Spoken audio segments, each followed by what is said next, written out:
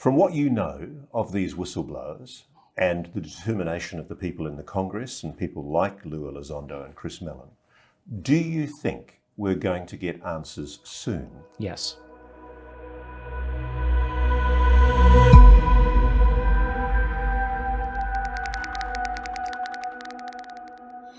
Molti di voi avranno già familiarità con gli emendamenti proposti alla legge sulla difesa, in particolare quelli di Schumer e Burchett, concepiti per aprire la strada alla disclosure con la D maiuscola, come illustrato da Steve Bassett negli episodi 29, 30 e 31. L'emendamento di Schumer avrebbe dovuto essere approvato entro il 31 dicembre, ma purtroppo il 7 dicembre ciò non è avvenuto. Di conseguenza la commissione di 9 persone incaricate di esaminare l'intera documentazione del Dipartimento della Difesa e delle varie agenzie non verrà mai creata. È stato anche respinto l'emendamento riguardante l'eminent domain, che avrebbe consentito al governo statunitense di acquisire tutti i materiali e le astronavi attualmente in mano ai privati. La parte riguardante il subpoena power, che avrebbe permesso al Congresso di portare dinanzi al giudice coloro che non collaborano, è stata anch'essa respinta. L'emendamento di Tim Burchett non ha ottenuto l'approvazione. In pratica, l'unica disposizione che è stata accettata riguarda l'obbligo per le agenzie di presentare rapporti al Congresso sull'utilizzo dei fondi, eliminando così il segreto su questa parte delle attività. Tutto ciò comporta il rischio che la disclosure potrebbe non concretizzarsi mai, o, secondo alcuni esperti, potrebbe addirittura realizzarsi in anticipo sui tempi, ma in modo disorganizzato e rischioso, senza una pianificazione adeguata. Resta la Allman Rule, anche se è ancora incerto se sarà attuata. Secondo Steve Bassett ciò potrebbe essere evitato per non esacerbare ulteriormente la situazione, trovando invece soluzioni alternative. L'idea è che gli americani e il resto del mondo desiderino procedere con la disclosure, considerando un'opportunità unica per l'umanità. Tuttavia sembra che nonostante una presunta concertazione ci siano ancora incognite e imprevisti, come molte porte lasciate aperte per la possibilità di un'uscita facilitata. Ciò potrebbe essere influenzato dalle 2 guerre in corso, dalle elezioni americane dai midterm, dall'impeachment di Biden, dalla campagna elettorale di Trump, o da una combinazione di tutti questi fattori. Naturalmente le motivazioni esatte restano sconosciute, ma qualcosa ha sicuramente cambiato la direzione della disclosure, suscitando numerosi commenti e speculazioni in merito. Vediamo come si sono svolti i fatti e i commenti più interessanti. All right, since News Nation's groundbreaking reporting on the government's alleged UFO recovery program, some lawmakers have been crusading for the Pentagon and other government agencies to disclose more of what they know. At the center of it all is David Grush, the former Air Force intelligence officer who told News Nation exclusively about what he says he uncovered, and even more intriguing, what he legally cannot say because it's classified. Lawmakers were trying to learn more about those secrets, but now it all seems to have hit some major turbulence. News Nation's Joe Khalil is live in Washington for us. And Joe, this is all to do with the spending bill. Explain.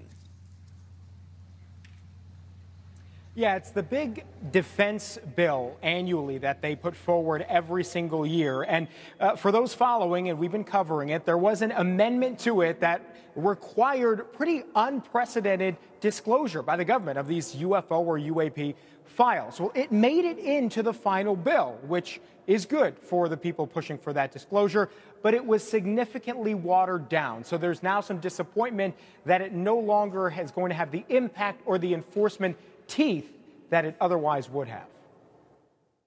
Congress's annual defense funding bill is in, all 3,093 pages of it. Included in it, an unprecedented measure to disclose classified government records relating to UFOs or UAPs, sponsored by the most powerful man in the Senate, Chuck Schumer, and Republican Mike Rounds. It would disclose records on, as the bill says, technologies of unknown origin and non-human intelligence. But the final version, in legislative text, doesn't go nearly as far as Schumer intended. The measure I championed with Senator Rounds would create a board, just like we did with the JFK assassination records, to work through the declassification of many government records on UAPs.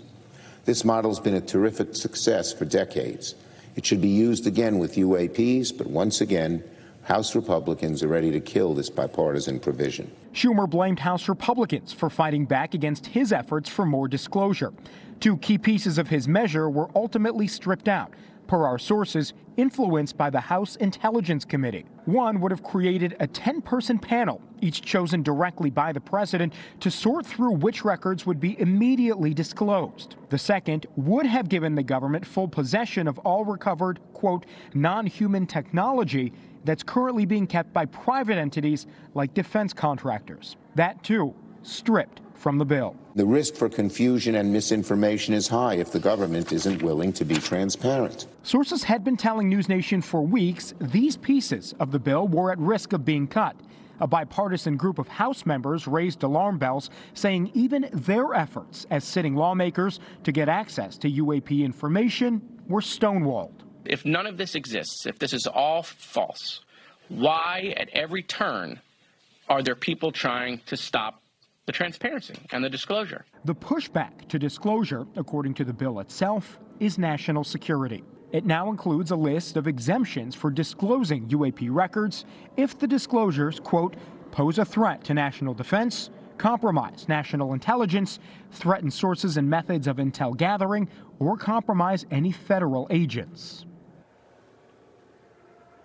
So, Elizabeth, people who are pushing for more disclosure are concerned that the list of exemptions in the bill does provide a lot of cover for the government and for agencies to deny disclosure now in this version and basically say it could be a national security thing, so we're not going to release the documents that we otherwise would expect.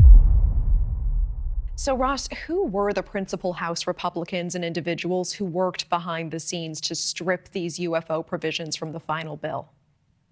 Unfortunately, it's primarily two congressmen who are very much under the thrall and influence of the defense aerospace lobby. You've got Mike Turner from Ohio, who covers the Wright-Patterson Air Force Base.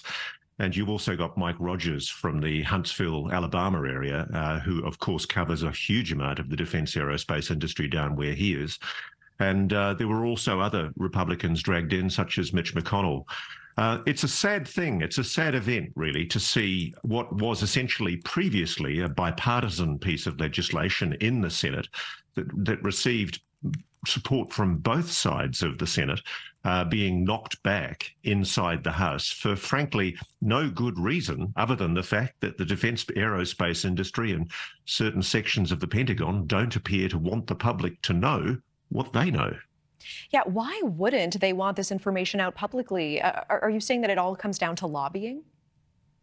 Unfortunately, that seems to be the issue. I mean, Mike Turner, for example, since in around about the last 20 years, has received nearly $700,000 in donations from defense aerospace companies. And whilst he's not commenting at all about why he's taken the position that he's taken on this UAP disclosure bill that was put up by Chuck Schumer, the Senate Majority Leader, the proposal enjoyed support in the Senate from key Republicans, including Senator Marco Rubio. And it was a cross-party thing. And then all of a sudden in the House, we were all taken by surprise by this decision by certain key congressmen on both the Senate Armed Services Committee, the House Armed Services Committee and the House Intelligence Committee to essentially roll legislation that had bipartisan support. And frankly, the only possible interpretation is that they've been got at by the defense aerospace lobby that don't want the degree of accountability that both the Senate and indeed key people inside the US government were pushing for. And it's a tragedy because, frankly, it begs the question, if there's nothing to hide, why stop this legislation? Why not let it go through to the keeper and prove that there's nothing there? If there's nothing there to hide, why oppose legislation that would have provided disclosure? Certainly. I know that David Grush will be appearing on Elizabeth Vargas Reports tomorrow night. Do you have any idea what we can expect from that interview? I think you're going to see a very strong critique of the backroom lobbying that has basically stopped this legislation from coming into existence.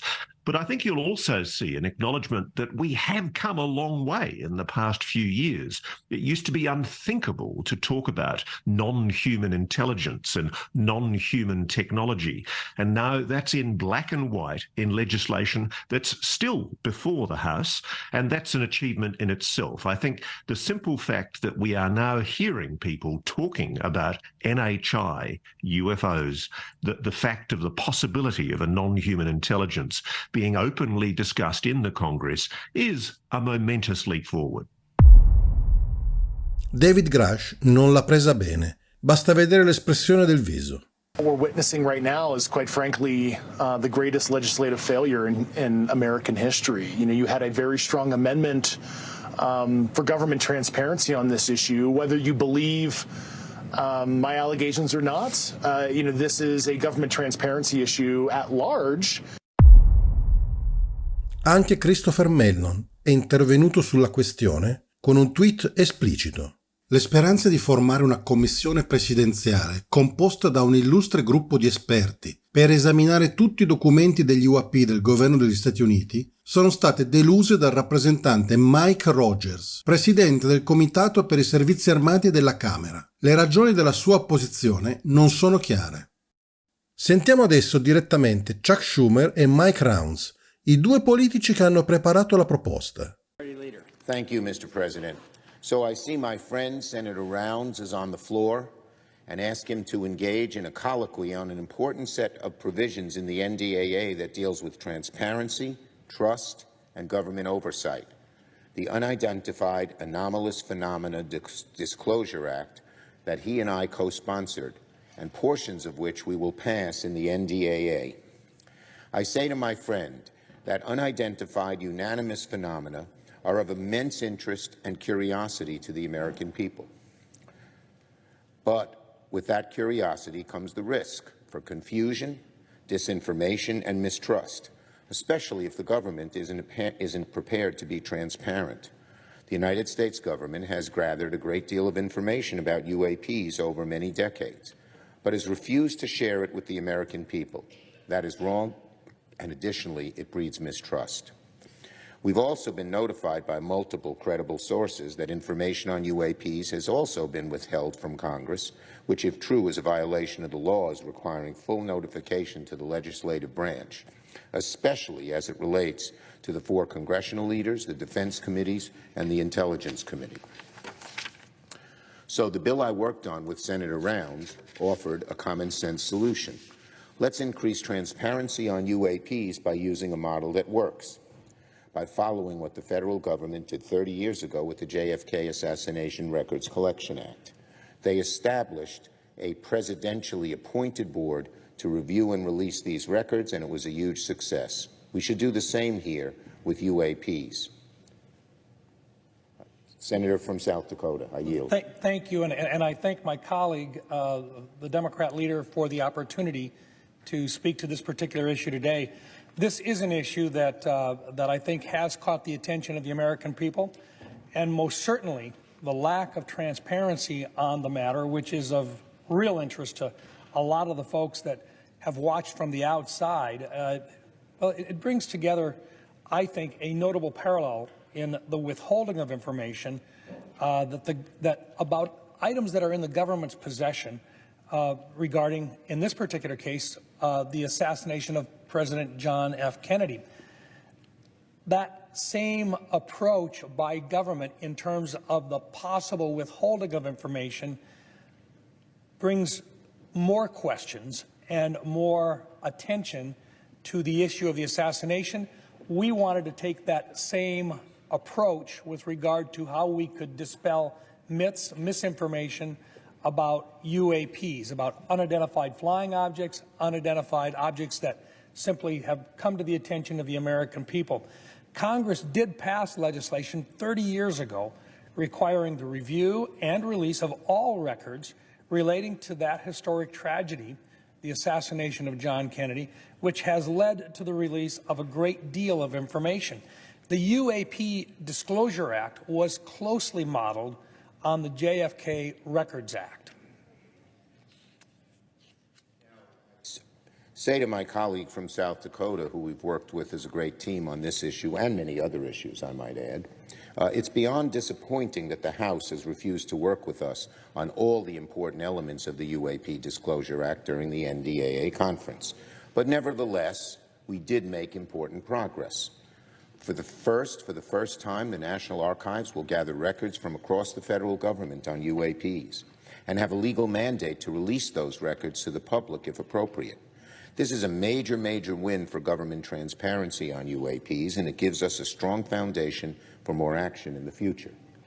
I agree, sir. And I think probably the most significant shortcomings that I think we need to visit about as well, shortcomings of the Conference Committee agreement that are now being voted on, were the rejection, first of all, of a government-wide review board composed of expert citizens, presidentially appointed and Senate confirmed, to control the process of reviewing the records and recommending to the President what records should be released immediately or postponed, and a requirement as a transparency measure for the government to obtain any recovered UAP material or biological remains that may have been provided to private entities in the past and thereby hidden from Congress and the American people.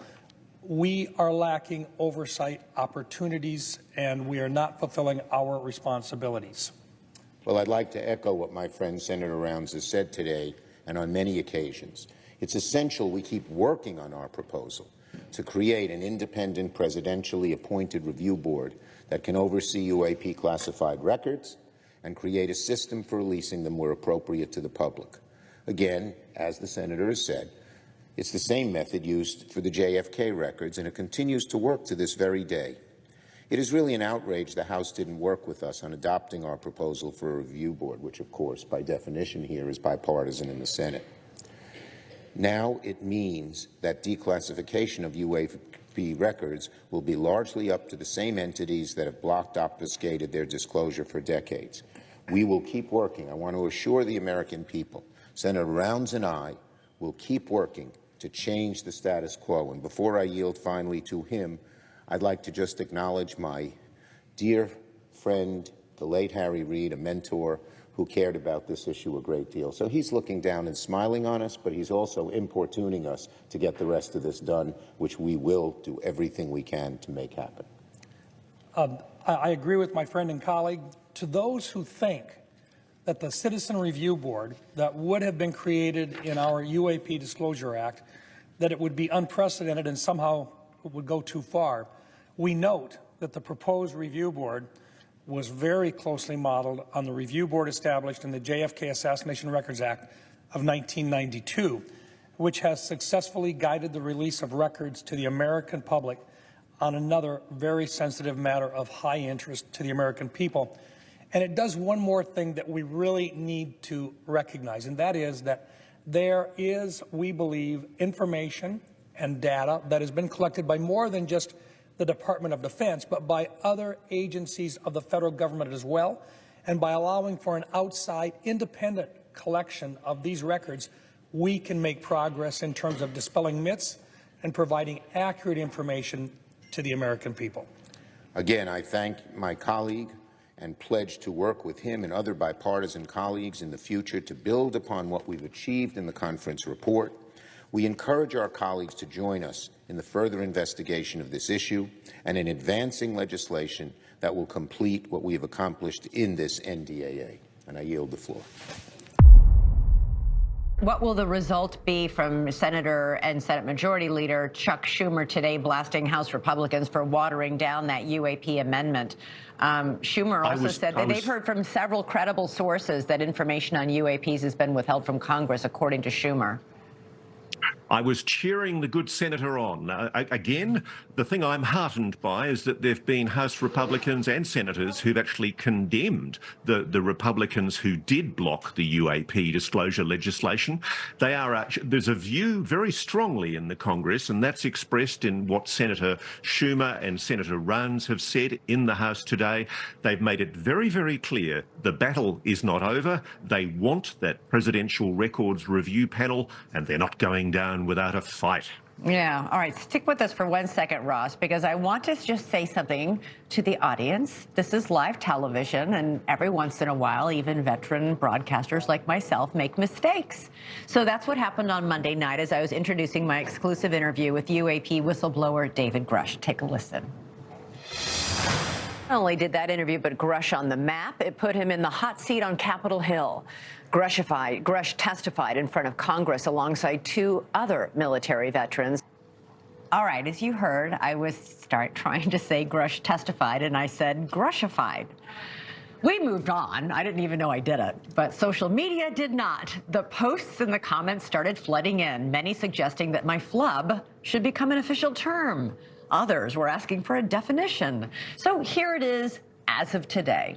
To grushify is a verb, meaning to make a solemn declaration under oath for the purpose of establishing secret government UAP programs, at least on this show. All right, feel free to hashtag that to your heart's content. Ross is back. So, Ross, is there any chance that Admiral Gallaudet will, quote unquote, grushify anytime soon? Look, I can tell you, I don't know about the good Admiral. I know he knows a lot more than he's able to say publicly. But what I can tell you is we have not seen the last of first-hand witnesses prepared to come forward to talk about this issue. And once again, I reiterate, if there was ever a time for leadership to be shown at the highest levels of government, this is the moment. If the US really does want to control the narrative and make sure that the public is let into this story gently, now is the time. And so I assure you, we're not going backwards. There was some pushback. Hey, there are opposition to the bill, but Schumer and Warner are 2 of the most powerful people in Congress, right? Mm-hmm. So and they're more powerful than Turner or Rogers. Yeah. Now, there's no question that Mitch McConnell is a powerful guy, but he's in the minority now, right? There's already been a hearing in the House Oversight Subcommittee. I talked to Tim Burchett. They're going to hold another one, and Burchett, Luna, and Mace are not giving up. So they have been pushing this thing from the House. We have plenty of action in the Senate, and so this is a temporary setback that I assure you, Turner and Rogers will regret. And I assure you that the defense contractors who have basically been outed here, the defense contractors are saying you cannot take our non-human technology. Yeah. They just confirmed that we're not alone. And so when the truth finally comes out, it's just going to make it a little more awkward then to describe what are your intentions, Lockheed Martin. Are you here to make billions of dollars off of technology that comes from other planets, or are you here to help the United States government serve the American people? Which is it? And they'll probably have some snappy answers for that, but I assure you those questions are coming. The initial bill, the first bill in 2020 that was signed, was authored by Marco Rubio. The second bill that was signed in 2021 was authored by Kirsten Gillibrand. The third bill that was signed in 2022 was authored by Mark Warner. I assure you, he's totally there, but he's trying to be careful. And so is Rubio, by the way. He stayed back because of who they are. The Senate Intel Committee is viewed as the most powerful committee in Congress by many, and also the most nonpartisan. They work together. There's no nonsense. And so they're handling this very respectfully. And I believe that they clearly were anticipating that or waiting for the bill to be signed before calling the hearing. It makes total sense. Yeah. That would be what you do. They might have done it earlier in the year, but events this year has pushed a lot of things forward. And so they decided, I think, let's wait until the bill's signed. Well, the bill's going to be signed. It's just not going to have as much in it. But remember, the stuff that was supposed to be in it was put in by Chuck Schumer, who was going to be the one helping to bring that hearing. And so I'm pretty sure they know what they're doing, and they know they can hold the hearing. They didn't need that full UAP Disclosure Act, but they can get it later. So this is what's unfolding, folks. This is politics extraordinaire. This is some of the most extraordinary political discussions in the history of our country. The issue is the most profound issue in human history, and the disclosure event that our president will trigger soon will be the most profound event in our time. And so I'm pretty excited, and I hope people will start to get on board this and pay attention, because this is really a big deal. And just being alive while it happens is an extraordinary gift from the cosmos. Yeah. What discussions have been having in the background, we don't know. If in fact President Biden is opposed to this, it hasn't come public. If it is learned that he is opposed to this, it will be catastrophic for him, Democratic Party, and his legacy.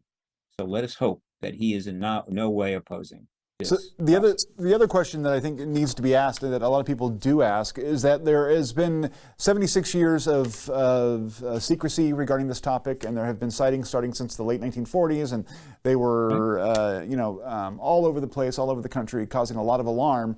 And so this story was developed that it's all basically demented witnesses or people out of their gourd, that sort of thing. Is there a possibility, though, that what is to be disclosed is not something that's going to be productive for the public, that it may cause some sort of existential or ontological issues that could unsettle society? I mean, that's what a lot of people argue when they say that's why it's been maintained. Sure, but we have a lot of information about the ET presence. We have had thousands of contactees, hundreds of thousands of contactees have submitted reports to researchers. We've been researching it for 7 years. We know a great deal about it. And I can say with confidence right now, the least of your concerns is ontological shock from the disclosure of the ET presence. What should concern you is the behavior of human beings on this planet right now, because we're out of control, worse than ever in many ways. All genocide, atrocities, risking nuclear war, that's what you need to be losing sleep over, not what you're going to learn after the president confirms the ET presence. I feel pretty sure about that. So sleep well, but keep an eye on the Ukraine, the Middle East, and Darfur and Taiwan, because that's where the danger lies, not up there in the sky. Non possiamo non ricordare che cosa ha scritto 3 mesi fa Lou Elizondo in un tweet. Salve gente! Solo un rapido aggiornamento da tenere in considerazione. Sappiate che sono in corso sforzi che si riveleranno all'inizio o alla metà del 2024. A rischio che gli haters cerchino di sabotare i nostri sforzi, non posso essere preciso in questa fase, ma se avete imparato qualcosa negli ultimi 5 anni, non faccio mai promesse a vuoto. Fidatevi di me, ne varrà la pena. Un ringraziamento speciale a Christopher Mellon e Jay Stratton. La questione sembra essere chiara. Possono essere intralciati, qualcuno che si oppone, ma devono e vogliono andare avanti con la disclosure, in un modo organizzato. Non è più possibile fermarla. From what you know of these whistleblowers and the determination of the people in the Congress and people like Lou Elizondo and Chris Mellon, do you think we're going to get answers soon? Yes. How soon? I think in the next 2 years. And do you think there will be public hearings where people reveal into the Congress what they know? Whether they're public hearings at the beginning, no, I don't think. But I think we're getting ready for a public announcement. Wow. And And do you think that public announcement might be there is another life form of intelligence on this planet? Yes.